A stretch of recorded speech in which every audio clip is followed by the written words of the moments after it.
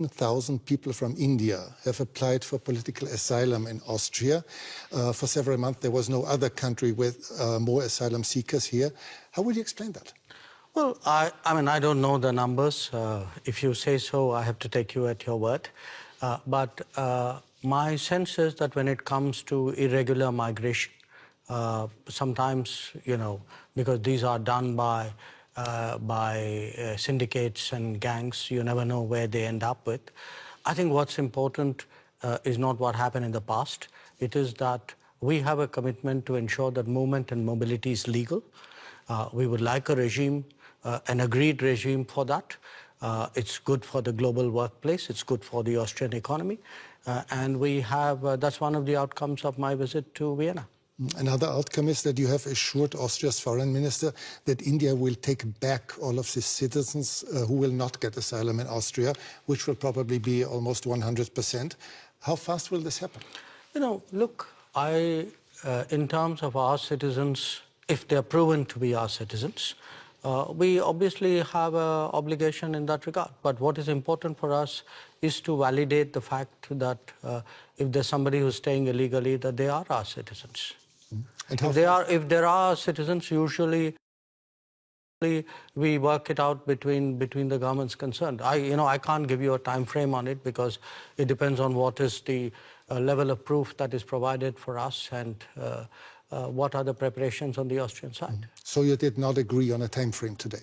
No, we didn't. Frankly, we didn't get into that kind of discussion. That is for the immigration people to decide. As foreign ministers, what we did was to work out an agreed mobility and movement regime. So we were looking for solutions. We weren't into the details of returnees' problem. That there are other people whose jobs it is to do that. Let's talk about the war in Ukraine. As you are well aware, the whole world noticed that India, as a very influential country, has never publicly condemned Russia's assault and invasion into a neighboring country. Why is that so? Can you really be neutral in a war for which obviously one side bears all responsibility? Well, look, I think in international relations, you have sometimes very complicated situations. And where we are concerned, we have always taken the position that the way out is for the countries concerned to get back to dialogue and to diplomacy. I'll come to that soon, but is this a complicated situation? Is this really complicated? There's just one big country invading its neighbor. No, look, I can give you many instances of countries who have violated the sovereignty of another country. You know, if I were to ask where Europe stood on a lot of those, I'm afraid I'll get a long silence.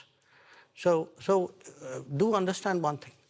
At the end of the day, we make judgments in foreign policy based on what we think are our long-term interests and what is good for the world. But you and Prime Minister Modi have already said that regularly call on both sides to stop the war and to negotiate. However, can one really urge Ukraine to stop defending itself? After all, there are no Ukrainian tanks in Russia. There are Russian tanks and planes and missiles destroying Ukraine. Well, I think that's a bit of a misrepresentation. I think what we do is to say, get back to dialogue and diplomacy. There was dialogue and diplomacy in the early days of the conflict. So it's not that it didn't happen. So it's not for us to put conditions and to say this country is equal to that country. That's your judgment. But should you urge Russia to stop the war? I think we have been very clear that this conflict is not in anybody's interest, including theirs. But you wouldn't say it more explicitly? I'm a diplomat. It is my job to conduct foreign policy which serves my national interests and which serves what I believe is a long-term pathway towards peace and dialogue. Let's talk about India's interests. India does not take part in Western sanctions against Russia, but has increased its imports from Russia 5 times since the war began. By this, are you not helping Moscow? Are you not financing Russia's war? You know, Europe imported in the same period 6 times the energy which India did. So Europe decreased its imports a lot and dramatically since the war started. You multiplied yours. No, essentially, if it is a matter of principle, why didn't Europe cut on the first day? Why didn't we see on 25th of February a complete cutoff of energy imports from Russia? But You can't say it's my principle, but by the way, I will do it by my timing.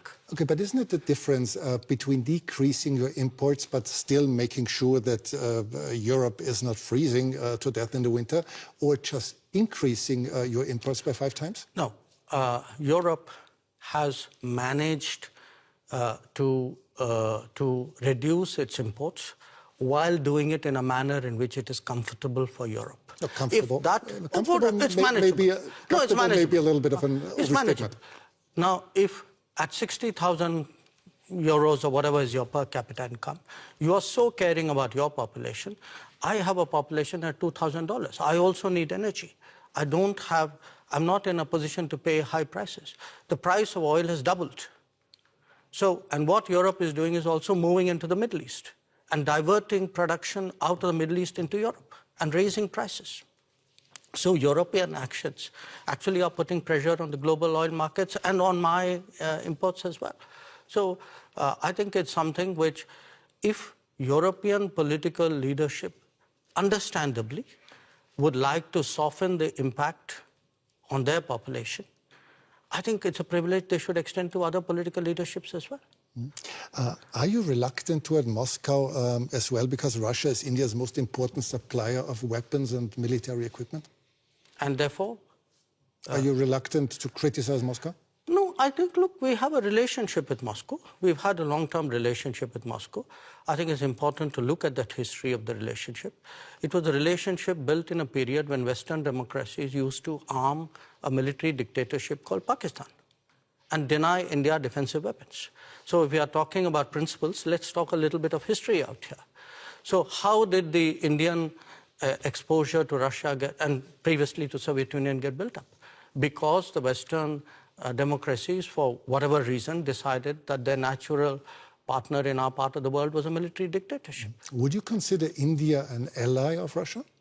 No, I think India doesn't. We are an independent country. We do not define ourselves or perceive ourselves in alliance terms. That's very much a Western terminology. It's not a term that we use. Before you said you're a diplomat, but several weeks ago you called Pakistan, your neighbor, the epicenter of terrorism. Well, I did it again today without using the word Pakistan. Yes, and this doesn't sound very diplomatic, does it? No, because you are a diplomat doesn't mean you're untruthful. I could use much harsher words than epicenter. So believe me, considering what has been happening to us, I think epicenter is a very diplomatic word, because this is a country which has attacked the Parliament of India some years ago, which attacked the city of Mumbai, which went after hotels and foreign tourists, which every day sends terrorists across the border. But of course not as a country. Well, if you control your sovereign space, which I believe they do, if the terrorist camps operate in broad daylight in cities with recruitment and financing, can you really tell me that the Pakistani state doesn't know what's going on? Especially if they're being trained in military-level combat tactics.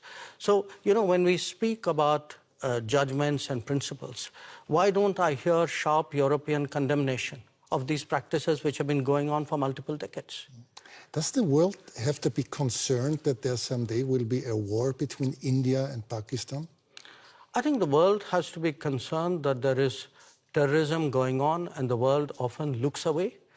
The world often feels it's not my problem because it's happening to some other country. I think the world needs to be concerned about how sincerely and strongly it takes up the challenge of terrorism. But has the world to be concerned about the future war between India and Pakistan? I think the world needs to be concerned about terrorism. That's because, what you said. Yeah, sure. Because, look, if you pose it the way you do, that's like giving a free pass to terrorism, saying, you know, let's worry about the next consequence of it. I'm worried about the terrorism. Okay, let's change the subject. You frequently said that India has a very complicated relationship with your neighboring China. Many people around the world are quite concerned that China might, in the near future, intervene militarily in Taiwan. Do you share this concern? I think there's a larger concern which is based on our experiences. The concern is that we had agreements with China not to mass forces in our border areas. And they have not observed those agreements, which is why we have the currently tense situation that we do. We had an agreement not to unilaterally change the line of control, which they have tried to unilaterally do that. So there is, I think, a perception that we have which derives directly from our experiences. Now, where else the status quo may change or not change, I would hesitate as a foreign minister to predict publicly. I may have my own views and assessments. But I certainly can share my experience, and my experience is that written agreements were not observed, that we have seen levels of military pressure which in our view has no justification. China would say the opposite. They would say that India had not obeyed different agreements.